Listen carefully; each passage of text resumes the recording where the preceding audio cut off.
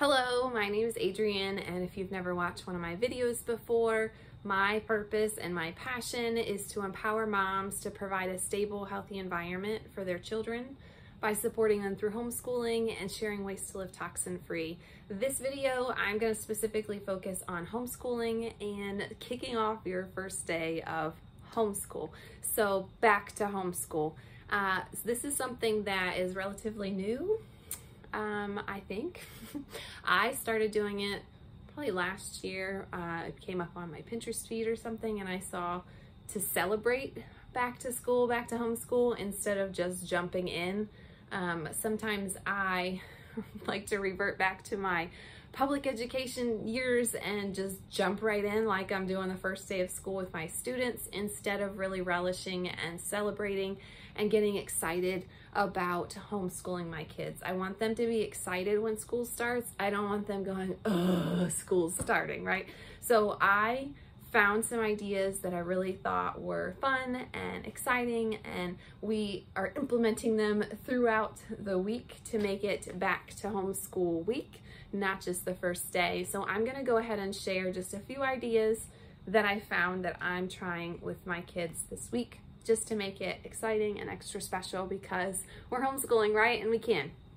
The first thing that I always do on the first day of school is take the cute little pictures, right? They hold the little sign, and I just get them to hold a blank chalkboard sign, and then I go in to some app and add like little stickers that say whatever their grades are and all that. So before I was writing it and having them hold it and then erasing it quick, I've got 3, and writing it again and having them hold it, and that was way too much. So now they just hold a blank one, and I just put some photo editing touches on there, and we're good to go. So pictures, make sure you get pictures and you know what the year is, what grade they are. You can actually order things where you can just fill it in. I just hold a little blank, have them hold a little blank chalkboard, and then I fill it in later. We like to grab a fun breakfast. There's a cute little donut place right down the street. So after breakfast, they have their second breakfast of donuts at this donut shop, which is super fun. You could take a trip to the library. The library is always a great resource. There are sometimes programs for kids. Sometimes there are little like kids corners where they have toys and things for them. So it's usually a super fun trip. Plus you're getting them to pick out books and helping them develop that lifelong love of reading, which is a great thing to have, right?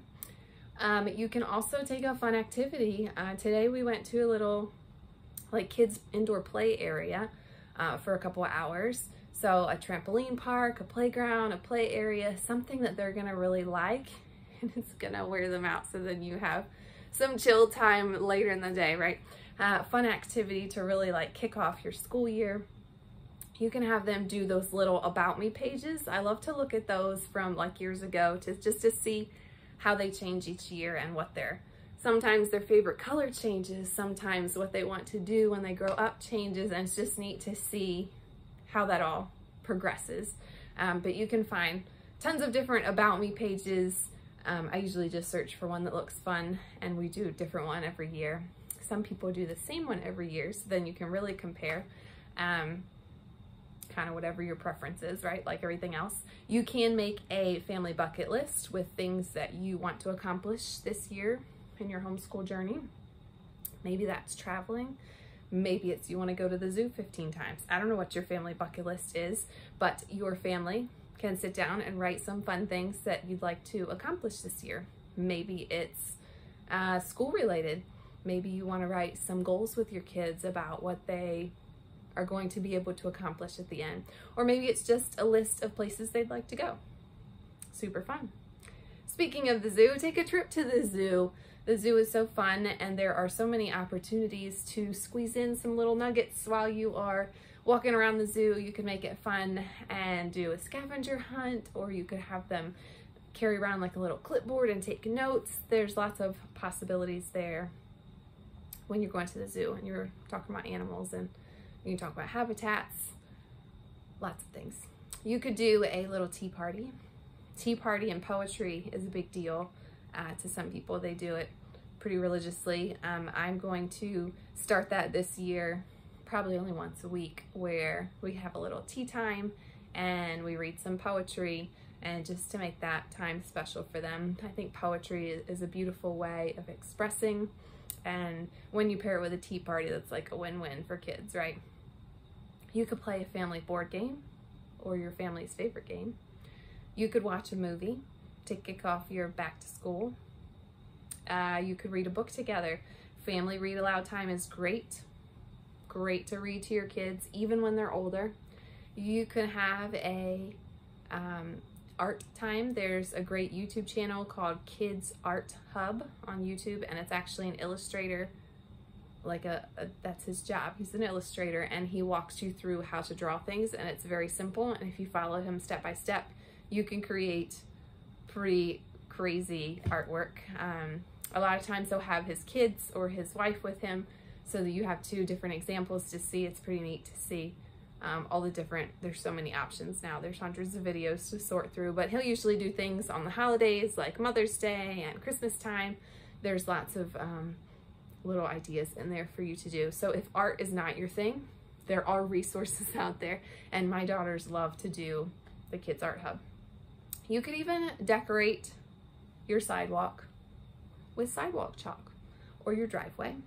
Have them color a little back to school picture, or draw what their favorite animal is, or draw what they think they're going to do in school this year. I even saw someone took paintbrushes and just gave their kids a cup of water, and they spent a ton of time just painting with water, and then there's no cleanup, right? Because it dries, especially if you're in Oklahoma and it's 100 degrees outside. So painting with water and paintbrushes, that's fun too. And they can see how quick they paint the picture before it all evaporates. There you go, you got a little science plug in there. You can talk about evaporation. And then I like to kind of kick off certain areas with something really special that they're gonna remember. So science, find a super fun science experiment to kick off the year with, right? It doesn't have to be standards-based. It doesn't have to have a purpose other than being a fun science experiment to get them engaged and get them hooked and get them excited about learning, because that's what our purpose is in the beginning of school, right? To get them excited to learn. And then once they get that excitement, they will always want to learn new things and new skills. And that's creating a lifelong learner, which is what we want. So a fun experiment, when I taught middle school, I used to do something called Saving Fred, where they have to work creatively and think of a way that they can save a little trapped gummy worm without using their fingers and without killing him in the process. There's lots of resources. If you just type Saving Fred, you can find tons of ideas on there. You could do some kind of STEM challenge where you give them some materials and some kind of goal, like who can build the tallest tower, or who can design some kind of catapult, something like that, to really get their creative juices flowing, and even maybe some competitiveness if you have more than one child. See who can build the tallest tower, and then they are competing against each other. To do read aloud, you could read a book together. I think that reading to kids is really important. So much information out there about building their vocabulary and all of the benefits that come with that. So incorporating some kind of read aloud time, show them the book that you found and be excited about it, and have them look through if there's any pictures, or maybe read about the author, something to get them kind of hooked on the book that you're going to start reading for the year. And then I like to do a morning basket with my girls. Last week's video, I talked about a morning basket, so if you missed it, head on over and find that one. Morning baskets are fun to do as a family. No matter how old your kids are, they can all do the same basic thing in the beginning of the day, and then they can spread out and do their separate subjects if necessary. One of the many benefits of homeschooling is the freedom and the flexibility that we have to work with our kids in a way that makes sense for a family, and a way that speaks to them in their character, in their learning style. There's so many options, and there's so many fun ways that we can kick off the school year. So I'm so glad that I found these ideas and that I've started implementing them, because it's so much more fun to start off the year doing all of these fun things and really getting excited about learning instead of jumping right into all the lessons on the first day. So we kind of do these spread out throughout the week, and then we kind of ease into our full school schedule by Friday. So it's kind of a slow road into the full day, and it's helpful for kids and homeschool parents to kind of ease into the schedule, and you're not feel like you're hitting a brick wall on the first day. So I hope that gave you some value and some great pointers, and I will drop some links in the description or the comment or wherever you're watching this. Make sure that you subscribe if you find these videos helpful, and I will see you in the next video.